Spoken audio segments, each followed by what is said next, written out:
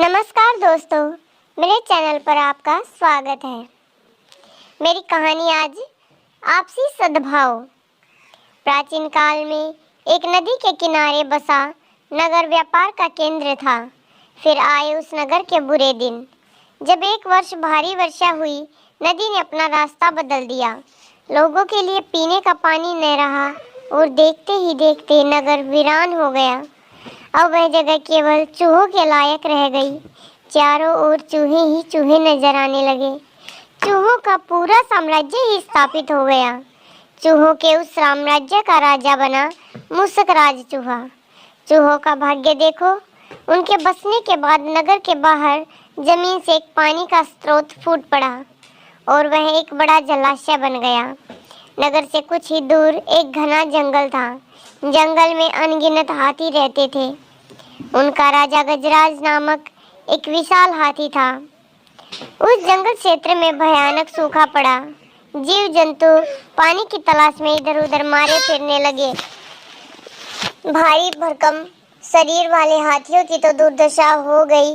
हाथियों के बच्चे प्यास से व्याकुल होकर चिल्लाने व दम तोड़ने लगे। गजराज खुद सूखे की समस्या से चिंतित था और हाथियों का कष्ट जानता था। एक दिन गजराज के मित्र चील ने आकर खबर दी कि खंडर में बने नगर के दूसरी ओर एक जलाशय है। गजराज ने सबको तुरंत उस जलाशय की ओर चलने का आदेश दिया। सैकड़ों हाथी प्यास बुझाने डोलते हुए चल पड़े। जलाशय तक पहुंचने के लिए उन्हें खंडर बने नगर के बीच से गुजरना पड़ा। हाथियों के हजारों पैर चूहों को रौंदते हुए निकल गए। हजारों चूहे मारे गए। खंडर नगर की सड़कों चूहों के खून मांस के कीचड़ से लथपथ हो गई। मुसीबत यहीं खत्म नहीं हुई। हाथियों का दल फिर उसी रास्ते से लौटा।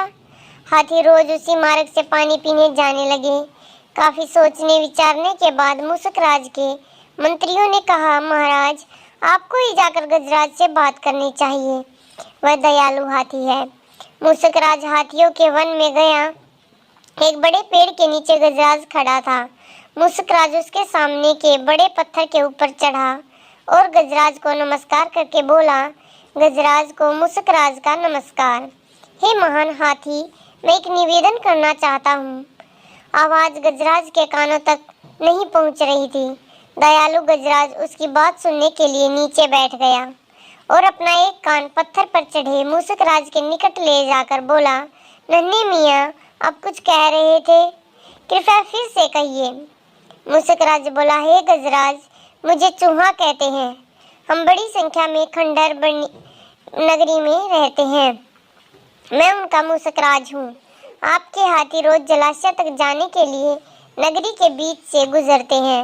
हर बार उनके पैरों तले कुचले जाकर हजारों चूहे मरते हैं। यह मूसक संहार बंद न हुआ तो हम नष्ट हो जाएंगे। गजराज ने दुख भरे स्वर से कहा, मूसक राज, आपकी बात सुन मुझे बहुत शौक हुआ। हमें ज्ञान ही नहीं था कि हम इतना अनर्थ कर रहे हैं। हम नया रास्ता ढूंढ लेंगे। मूसक राज कृतज्ञता भरे स्वर में बोला, गजराज, आपको मुझ जैसे छोटे जीव की बात ध्यान से सुनी, आपका धन्यवाद।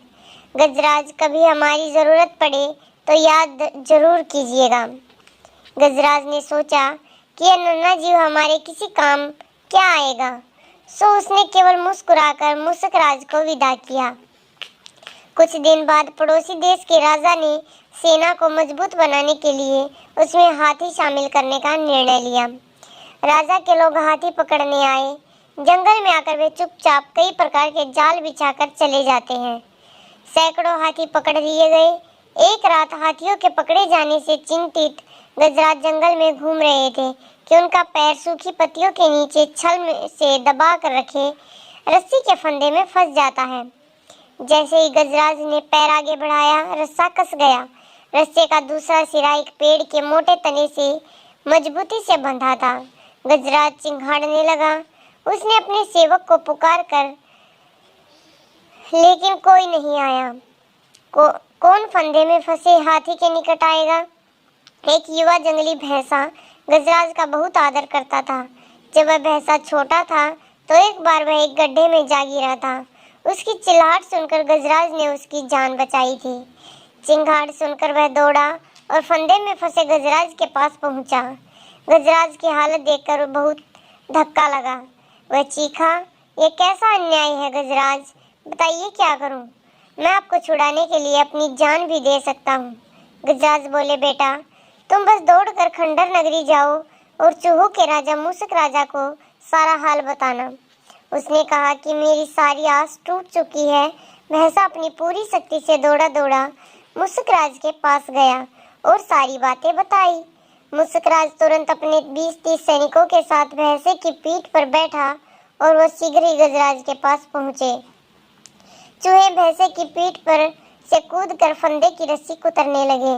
कुछ ही देर में फंदे की रस्सी कट गई व गजराज आजाद हो गया। आपसी सद्भाव व प्रेम सदा एक दूसरे के कष्टों को हर लेता है। ऐसे ही दोस्तों हमें भी एक दूसरे की मदद करनी चाहिए। धन्यवाद दोस्तों। अगर मेरी कहानी आपको अच्छी लगी तो लाइक शेयर सब्सक्राइब ज़रूर करना।